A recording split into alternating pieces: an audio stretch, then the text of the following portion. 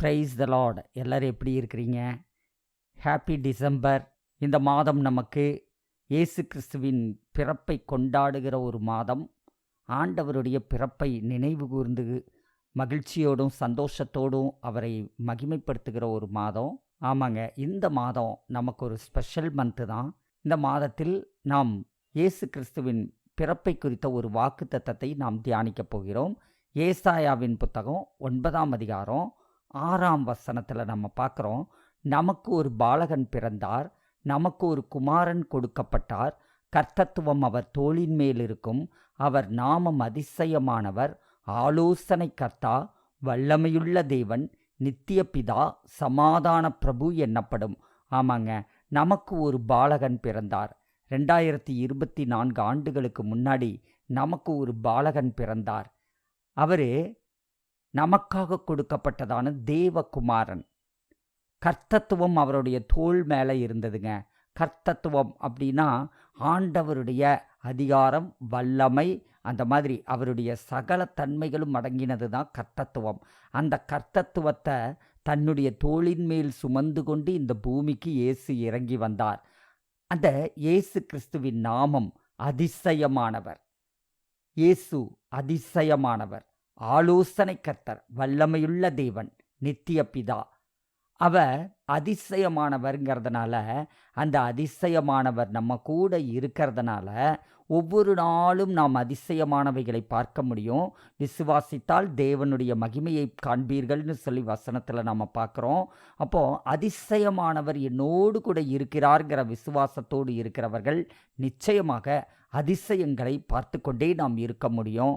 நமக்குள்ள குழப்பங்களும் வேதனைகளும் பிரச்சனைகளும் வர வேண்டிய அவசியமே இல்லை. எந்த சூழ்நிலையிலையும் அவர் என்ன செய்கிறாருன்னா நமக்கு ஆலோசனை சொல்லுகிற தேவனாய் இருக்கிறார். பரிசுத்த ஆவியானவர் நமக்குள்ளே இருக்கிறார். இயேசு கிறிஸ்து நமக்குள்ளே இருக்கிறார். அப்போது தேவைப்படுகிற நேரத்திலெல்லாம் ஆண்டவரிடத்தில் நீங்கள் கேட்டுட்டீங்கன்னா போதும், உங்களுக்கு அவர் ஆலோசனை கர்த்தராக இருந்து உங்களுக்கு ஆலோசனை சொல்லுவார். அங்கேயும் இங்கேயும் நீங்கள் அலைமோதிட்டு இருக்க வேண்டிய அவசியம் இல்லை. வேதாகமத்தை எடுத்து நீங்கள் வாசிக்கிற போது பரிசுத்த ஆவியானவரும் இயேசு கிறிஸ்துவும் உங்களோடு கூட பேசுகிறார்கள். அப்போ உங்களுக்கு தேவையான ஆலோசனைகள் கிடைக்கிறது. தேவ மனுஷர்களுடைய தேவ செய்தியை நீங்கள் கேட்கிற போது அப்போ உங்களுக்கு கர்த்தர் ஆலோசனைகளை சொல்லுகிறார். அப்போ அவர் ஆலோசனை கர்த்தர்.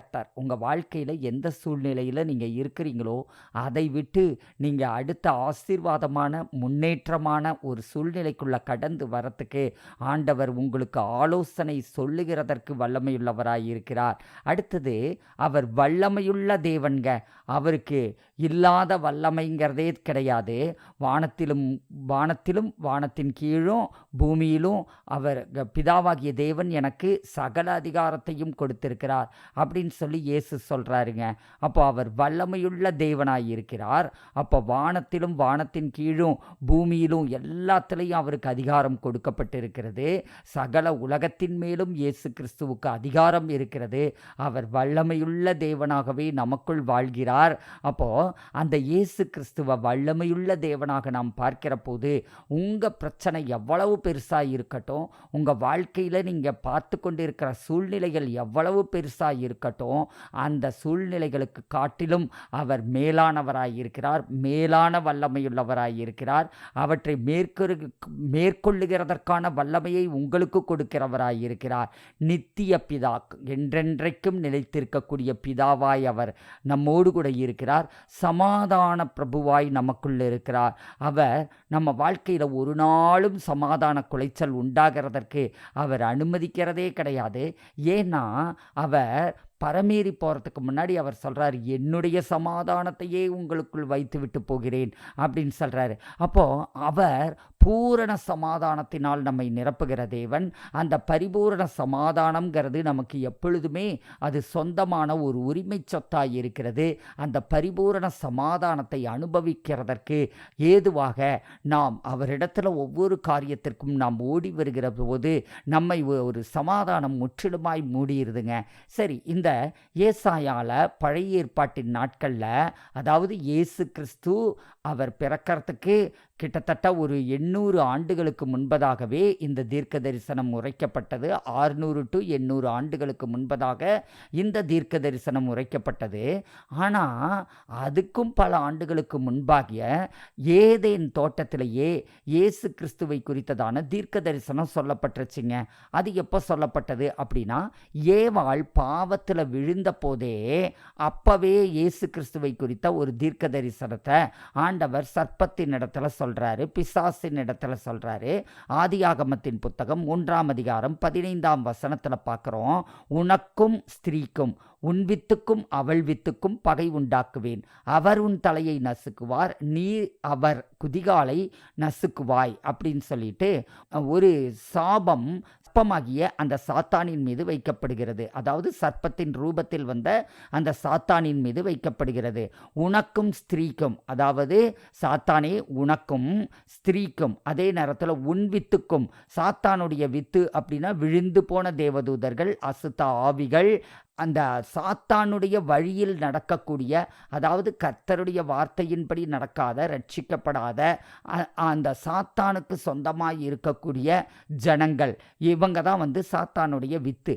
அப்போ இந்த உன்னுடைய வித்துக்கும் அவள் வித்துக்கும் அப்படின்னா ஸ்திரீனிடத்திலிருந்து பிறந்து அப்படியே ஆதாமிலிருந்து அப்படியே வந்த சந்ததி இருக்குது பார்த்தீங்களா, அந்த சந்ததியில் அப்படியே ஆபிரகாம் அவங்க மூலமாக வந்த அந்த இஸ்ரவேல் ஜனம், அந்த சந்ததியில் தான் இயேசு கிறிஸ்து தாவீதின் சந்ததியில் வருகிறார். அதுக்கப்புறம் நாம் அவரை ஏற்றுக்கொண்டதின் நிமித்தமாக அவருடைய சந்ததியில் வந்துடுறோம். இப்போ அந்த வித்துக்கும் பகையை உண்டாக்குவேன் அப்படின்னு சொல்கிறாரு. அவர் உன் தலையை நசுக்குவார், அதாவது அந்த இஸ்ரவேல் சந்ததியில் வந்த அந்த ஜனத்துக்கும் உன்னுடைய ஜனங்களுக்கும் இடையில நான் என்ன உண்டாக்குவேன், நான் ஒரு பகையை உண்டாக்குவேன். அவர் இயேசு கிறிஸ்து உன் தலையை சிலுவையிலே அவர் நசுக்குவார், நீ அவர் குதிங்காலை நக்குவாய் அப்படின்னு சொல்லிட்டு அந்த பிசாசுக்கு ஆண்டவர் சாபம் கொடுத்திருந்தாருங்க.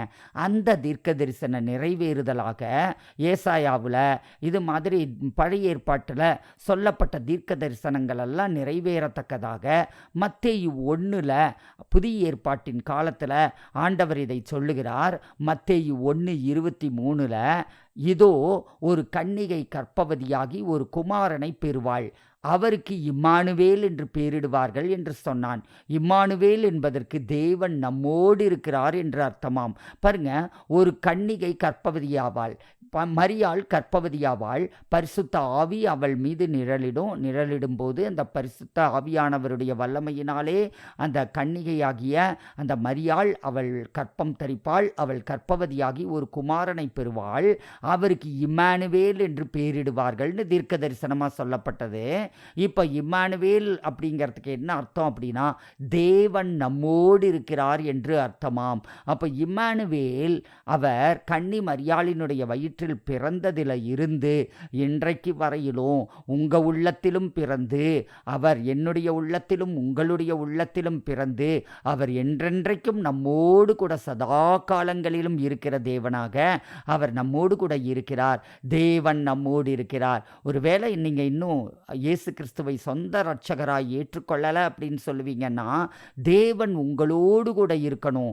இயேசுவை அல்லது தேவனை நீங்கள் எங்கேயோ இருக்கிற தேவனா நீங்கள் பார்த்துட்டு இருக்க வேண்டிய அவசியம் இல்லை. நீங்கள் வானத்தை நோக்கி கைகளை நீட்டுகிறவங்களாக இருக்க வேண்டிய அவசியம் இல்லை. அல்லது இயேசுவோடைய ஃபோட்டோவை பார்த்து அவரை கும்பிடக்கூடிய ஜனங்களாக இருக்க வேண்டிய அவசியம் இல்லை. ஒருவேளை நீங்கள் இன்னும் ரட்சிக்கப்படலை, இன்னும் இயேசு கிறிஸ்துவை சொந்த தெய்வமாய் நீங்கள் ஏற்றுக்கொள்ளலை, உங்கள் பாவங்களை அறிக்கையிட்டு இயேசுவே எனக்குள் வாரும்னு அந்த ரட்சிப்பின் ஜெபத்தை நீங்கள் செய்யலை அப்படின்னா, இன்றைக்கு உங்களை நீங்கள் ஒப்புக்கொடுங்க.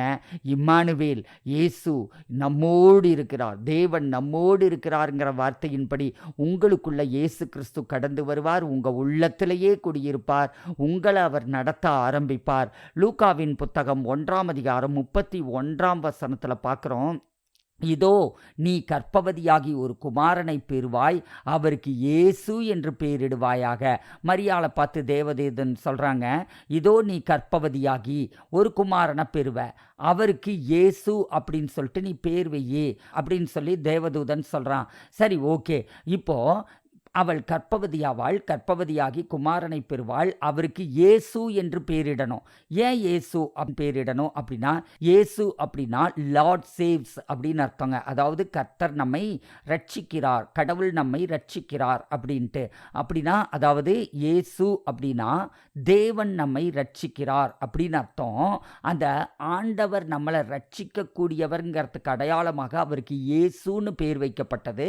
அந்த நாட்களில் இஸ்ரவேல் ஜனங்களில் நிறைய பேருக்கு யெசுவா அப்படின்னு பேர் வைப்பாங்க.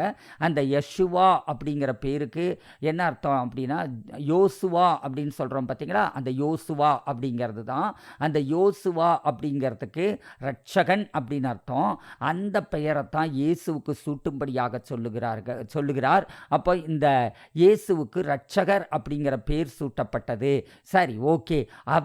அவருடைய பெயர் காரணத்தின்படியே இந்த உலகத்தின் பாவத்தை சுமந்து தீர்த்து எல்லா மனிதர்களுடைய பாவங்களுக்காகவும் பலியாகி நமக்கு அவர் என்ன பண்ணிட்டாரு அப்படின்னா, அவர் ரட்சிப்பை உண்டாக்கி இருக்கிறார். அந்த இயேசு கிறிஸ்துவை நம்முடைய வாழ்க்கையில் நாம் ஏற்றுக்கொள்ளுகிற போது நாம் சமாதானத்தின் தேவன் நமக்கு கொடுக்கிற அந்த ஆசீர்வாதத்தினால் நிரப்பப்படுகிறோம். ரோமர் 16:20 நாம் பார்க்கிறோம், சமாதானத்தின் தேவன் சீக்கிரமாய் சாத்தானை உங்கள் கால்களின் கீழே நசுக்கி போடுவார். நம்முடைய கர்த்தராகிய இயேசு கிறிஸ்துவினுடைய கிருபை உங்களுடனே கூட இருப்பதாக. ஆமேன். சமாதானத்தின் தேவன் என்ன செய்கிறாரு? சீக்கிரமாய் சாத்தானை உங்கள் கால்களின் கீழே நசுக்கி போடுவார். சிலுவையிலேயே அவர் என்ன பண்ணிட்டாரு? அவன் தலையை அவர் நசுக்கிட்டாரு. அப்படின்னா அவனுடைய அதிகாரங்கள், அவனுடைய வல்லமைகள் எல்லாத்தையும் அவர் பிடுங்கிட்டாரு. ஆனாலும் இன்னும் யாரெல்லாம் ஆண்டவரை ஏற்றுக்கொள்ளாதவர்களாகவும் ஆண்டவருடைய வார்த்தைக்கு கீழ்ப்படியாமல் பிசாசுக்கு இடம் கொடுக்கிறாதவர்களாகவும் இருக்கிறாங்களோ அவங்க வாழ்க்கையில் பிசாசு செயல்பட்டுக்கிட்டு தான் இருப்பான். ஆனால் அவருடைய வருகையின் போது அவர் என்ன செய்வார் அப்படின்னா, சீக்கிரமாய் சாத்தானை நம்முடைய கால்களுக்கு கீழாக நசுக்கி போடுவார். நம்முடைய கர்த்தராகிய இயேசு கிறிஸ்துவினுடைய கிருபை உங்களோடு கூட என்றென்றைக்கும் இருப்பதாக. ஆண்டவருடைய கிருபை உங்களை தாங்கட்டும். ஆண்டவருடைய வழிநடத்துதல் உங்களுக்கு உண்டாகட்டும். கர்த்தர் தாமே உங்களை ஆசீர்வதிப்பாராக. இந்த டிசம்பர் மாதத்தில் தேவனோடு கூட அதிகமாய் உறவாடுங்கள். கர்த்தர் உங்களை மகிமைப்படுத்துவாராக. ஆண்டவரே, அப்பா இம்மானுவேல், தேவன் எங்களோடு கூட இருக்கிறீர். இயேசு கிறிஸ்து எங்களோடு கூட இருக்கிறீர். அதற்காக நாங்கள் நன்றியோடு கூட உம்மை துதிக்கிறோம். ஆண்டவரே, அப்பா எங்களுக்காக ஒரு பாலகன் பிறந்தீர், எங்களுக்காக ஒரு குமாரன் கொடுக்கப்பட்டீர். கர்த்தத்துவமே உங்கள் தோள் மேலே இருக்குது. ஆண்டவரே, அப்பா உங்கள் நாமம் அதிசயமானவர். எங்கள் வாழ்க்கையில் அதிசயங்களை செய்கிறீர். ஆண்டவரே, உங்க நாமம் ஆலோசனை கர்த்தா. எங்க வாழ்க்கையில் ஆலோசனைகளை சொல்லி எங்களை நடத்துகிறீர். ஆண்டவரே, அப்பா நீங்க வல்லமையுள்ள தேவன். அதற்காக ஸ்தோத்திரம். நித்திய பிதாவாய் இருக்கிறீர், சமாதான பிரபுவாய் இருக்கிறீர். நீர் கொடுக்கிற அந்த சமாதானம் உம்முடைய பிள்ளைகளை மூடட்டும். இந்த கிறிஸ்மஸ் சீசன்ல, இந்த டிசம்பர் மாதம், ஜனவரி மாதம் ஒரு முழு கொண்டாட்டத்தோடு உம்மோடு கூட இணைந்து கொண்டு ஆண்டவரே உம்மை ஆராதித்து துதித்து மகிமைப்படுத்தி உம்முடைய பிறப்பை கொண்டாடி உம்முடைய பிள்ளைகள் சந்தோஷப்படத்தக்கதாக கர்த்தருடைய ஆவியானவர் ஆசீர்வதித்தருளும். உம்முடைய பிள்ளைகளுடைய பண்டிகை தேவைகளெல்லாம் சந்திக்கப்படட்டும் என்று சொல்லி நான் ஜெபிக்கிறேன். மற்றவர்களுக்கு கொடுக்கத்தக்கதாக, ஏழைகளுக்கு கொடுக்கத்தக்கதாக, எல்லோரையும் ஆண்டவரே இந்த கிறிஸ்மஸ் கொண்டாட்டத்திற்குள் கொண்டு வரத்தக்கதாக, ஊழியங்களை தாங்கத்தக்கதாக அருமை பிள்ளைகளுடைய கரங்களை பலப்படுத்தி அருளும், ஆசீர்வதித்தருளும். இயேசுவின் நாமத்தில் ஜெபிக்கிறோம் எங்கள் நல்ல பிதாவே. ஆமீன். God bless you. ரொம்ப சந்தோஷமாக இருங்க. கர்த்தர் தாமே உங்களோடு கூட இருந்து வழி நடத்துவாராக. அவருடைய பிரசன்னம் உங்களோடு கூட இருப்பதாக. அவருடைய பிறப்பின் சந்தோஷம் உங்களுக்குள் இருப்பதாக. அவர் உங்களுக்குள் ஆழமான கிரியைகளை செய்வாராக. ஆசீர்வாதங்களை சுதந்தரித்துக் கொள்ளுவீர்களாக. ஆமீன். God bless you.